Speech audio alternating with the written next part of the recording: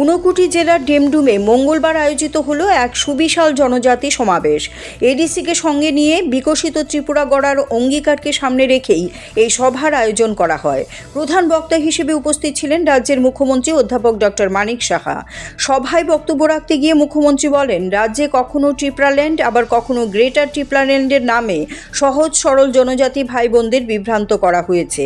তার অভিযোগ, এডিসির ক্ষমতায় বসে উন্নয়নকে প্রহসনে পরিণত করা হয়েছে এবং গণতন্ত্রকে ভুলুণ্ঠিত করা হয়েছে। তিনি দাবি করেন, কখনো গাড়িতে আক্রমণ, কখনো বাড়িতে হামলা, আবার কখনো পতাকা নামিয়ে নৈরাজ্যের পরিবেশ তৈরি করে উন্নয়নের পথে বাধা দেওয়ার চেষ্টা চলছে। মুখ্যমন্ত্রী আরও বলেন, প্রধানমন্ত্রী নরেন্দ্র মোদীর নেতৃত্বে বিকশিত ভারতের যে স্বপ্ন দেখা হচ্ছে সেই অগ্রযাত্রা কোনোভাবেই থামানো যাবে না।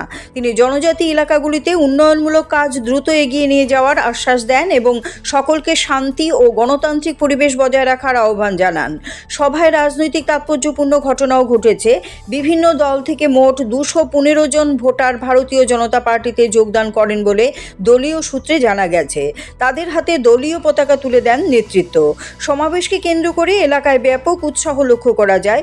রাজনৈতিক মহলের মতে, জনজাতি এলাকায় সংগঠন আরও শক্তিশালী করতেই এই কর্মসূচি গুরুত্বপূর্ণ ভূমিকা নেবে। কিন্তু হচ্ছে, কাউকে ছাড়া হবে না। বন্ধুগণ, এখানে সাংবাদিক বন্ধুরা আছেন, আমরা জানি চতুর্থ স্তম্ভ সাংবাদিক আমাদের জন্য, এবং এই সরকার আসার পর আমরা কিন্তু সাংবাদিক বান্ধব।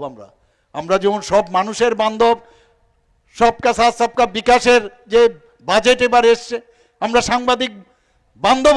আমি এখান থেকে আমি বলতে চাই, অনেকে নিজেদের চেয়ারের জোরে অনেকে সাংবাদিকদেরকে উল্টাপাল্টা কথাবার্তা বলেন এবং অভদ্র ভাষা এবং মিথ্যা যে কথার আশ্রয় নিয়েছে, আমি তার তীব্র প্রতিবাদ করি। এটা আমাদের কালচার নয়, না অন্যেরও কালচার। সেইগুলো কোনো অবস্থায় আমরা বরদাস্ত করব না বন্ধুগণ, এবং আগামী দিন সেইগুলো আমরা যা করার আমরা করব। আমরা সবাইকে সম্মান দিতে চাই, আমরা সবাইকে নিয়ে চলতে চাই, একটা নতুন ত্রিপুরা আমরা তৈরি করতে চাই। মাননীয় প্রধানমন্ত্রীজি কি বলছেন? আগে কি হতো, আমাদের ভারতবর্ষের আমাদেরও জনজাতি গোষ্ঠীর বহু লোক যারা এই দেশকে রক্ষা করার জন্য বর্ডারে আছেন বা অন্যান্য আজকে সিকিউরিটি ফোর্সে আছেন, আজকে তারা কিন্তু শহীদ হয়েছেন। মাননীয় প্রধানমন্ত্রীজি কি বলছেন? কিসিকে ছোড়না নেই, ছোড়ুঙ্গা নেই। তো কি করেছেন?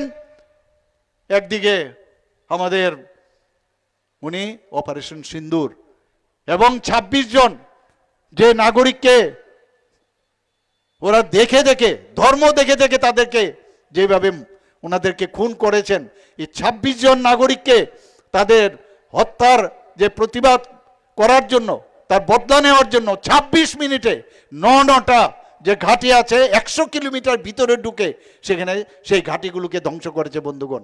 এয়ার স্ট্রাইক করেছেন, সার্জিক্যাল স্ট্রাইক করেছেন।